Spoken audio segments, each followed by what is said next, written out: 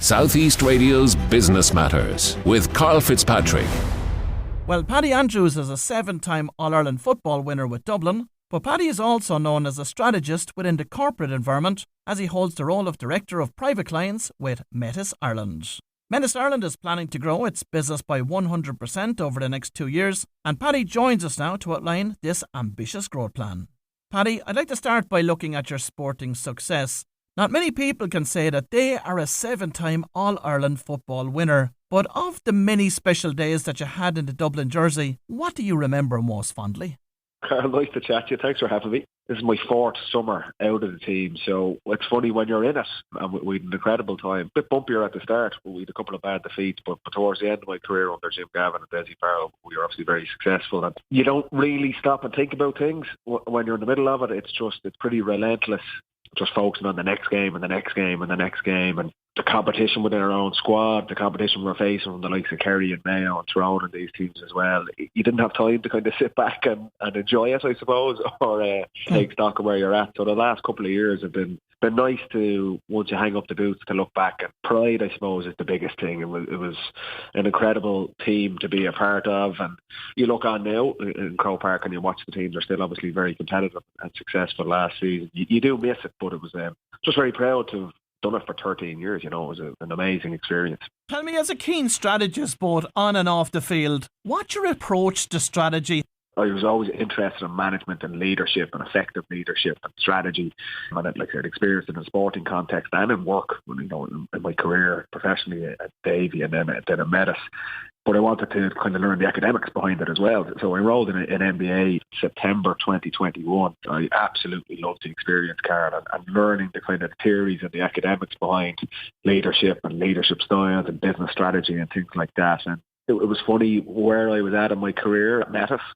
At the time, we'd completed an MBO and I'd moved into a kind of leadership and management position at Metis. So it was great to have in the evenings to be studying about these theories and be able to put them into practice with our own team as well. So it's just a very interesting thing. I think everyone has some sort of interest in it, or definitely some sort of experience from management, either good or bad. And I always found it fascinating, and I was able to get the sporting side and then the academic side over the last couple of years. And how did completing the executive MBA change your approach to strategy implementation?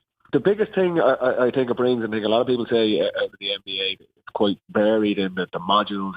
Basically any sort of executive leadership around running businesses, SMEs or multinationals, whatever it might be. Just the understanding, like organisational psychology, behaviour, managing people. I always found that my own personality is pretty laid back. I suppose it's up to other people to say that, how laid back it would be. But I would feel like that.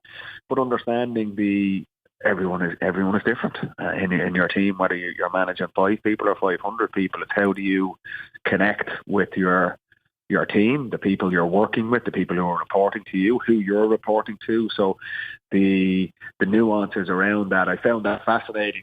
Because, like I say, again, my own experience in sport and a business with different managers, people respond to different types of leadership, and being able to maybe adapt and have that connection with people is a massive thing. I found that, I think it's one of the key things of managing any situation, that kind of connection you can create with people. So the MBA did kind of delved into that, the psychology side of things, which was maybe a little bit above my head at the time, but some valuable lessons to take out of it, So talk to us now about Metis Ireland and the services that it provides to clients. Yes, so Metis Ireland is financial planning and wealth management business. It's our 10th year in operation, so it was founded in 2014. I joined, I'm just there over 4.5 years now. I head up our Dublin operation of Metis. What we do is around bespoke financial planning for our clients and our families. It's obviously a very competitive space.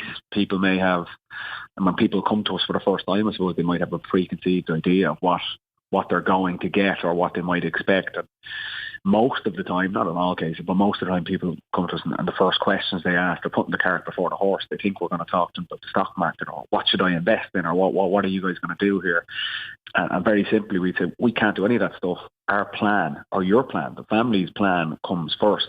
And we were pretty thorough around building bespoke financial plans for the families we look after. And then ultimately at the end of that process, in most cases, there is some sort of products that may need to be implemented, whether it's around pensions or trusts for the children or investments. But it's very much the plan and aligning the family's assets, whatever it might be, their income, their expenditure, their businesses, in most cases, and identifying, well, what are you looking to do? What do you want to do with this money? What is the money for? And you can see a pause from people sitting across the table. That's not what we expected to have a chat about, but it is very personal. And Paddy, I often think that small to medium-sized business owners, they put all of their thought and planning into the business and not so much their own personal wealth. We deal with a lot of business owners, Karl. It is a very, very common challenge we see with people. They're so busy running a business and probably looking after everyone around them, their staff, family members, before actually looking at themselves and taking time to do that. The biggest challenge we see, one of the most common things when we ask business owners to come into us for the first time is, what do you want to do, or how can we help you? And we say, I don't have time to manage this stuff. I'm too busy dealing and growing my own business that I need someone that I can trust, that can implement a good financial plan for me, that's going to set me up for whenever I step away from this business or down the road. And we'd always use the phrase that you're the experts in your field, we're the experts in ours. Let us look after the planning and the tax planning and the estate planning and pensions and all that side of things as well. But you're right, it's not just SMEs, but I think particularly SMEs, you tend to wear so many hats that you don't have time to look after yourself, mainly. And how would you describe the company's client profile?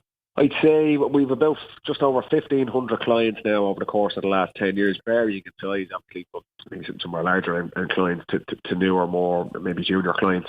I'd say it's probably heavily weighted, probably 75-25 in terms of 75% business owners, and then 25% are kind of senior partners or executives would be the base. So we're pretty well versed in dealing with kind of family businesses, which I suppose helps with Metis Ireland SME. Karl Fitzpatrick, who's our MD, founded the company, and like I said, there's 6 of us who own Metis Ireland. I'm a part owner now. We completed an MBO back in 2022, so we're all essentially business owners ourselves, so we know the challenges people face. That's where the bespoke nature of what we do really comes in, Karl. So, Paddy, as you mentioned, back in 2022, the staff and board of Metis Ireland completed a buyout of the 50% shareholder, Davy. So how has the buyout changed the dynamic within the business? It's given great clarity in terms of what we want to do, and energy, I suppose, to the team as well, Karl. That there was a deal to be done, I suppose. There was an opportunity for us. We believe in the business and what we do for our clients, so we put our own money into it. So that adds, I suppose, a pressure and responsibility to the day-to-day operations. But it's what we're passionate about what we do, and we've passionate plans, I suppose, to bring this service to as many people as we can. It's been a brilliant 18 months or so that the company's had, which is great. So you've taken on a new role in the company since then as the Director of Private Clients. So what are your key goals for this role? So the role as Director of Private Clients, I suppose, there's a bigger team underneath it. Like, there's 6 of us in the office. We have another person joining at the end of May, and the plans are to continue with that. So it's kind of two-pronged, I suppose, managing our own team and making sure that we're operating as efficiently as we can, but also bringing our proposition, bringing our bespoke financial planning to as many people around Dublin and around Leinster as possible. So that's hard because it's so competitive, but like I say, we've done reasonably well. We've done okay so far, but we're only getting started, So it's a bit of responsibility with it, but that's the exciting part. What does your growth strategy look like in that respect? Yeah, it's ambitious. I suppose all the guns are pointed towards the Dublin operation of Metis. So we're plans to bring in kind of between 5 and 10 new staff over the next 2 years that will mainly be in Dublin, between our kind of client service team right up to our private client managers whose role is going to go out and develop new relationships with new clients. At the minute, 10 years in business, we manage just under €400 million in assets. That's all organic. We haven't acquired any businesses or anything like that. So that's a pretty good growth rate, and our plans are to continue with that. We have explored the option of maybe we'll be interested in acquiring smaller books of businesses to kind of grow that AUM a little bit quicker. Probably not something we're going to push ahead with for now. We're very much focused on organic growth and bringing our our proposition to newer clients. So, like I say, it's a very competitive space, but we feel we have the team to do it, but we want to do it more and more. So that ultimately brings the challenge of bringing in new people onto our team. So it's ambitious. We're an ambitious SME. So the benefit of being an ambitious SME is that you're flexible, you're agile.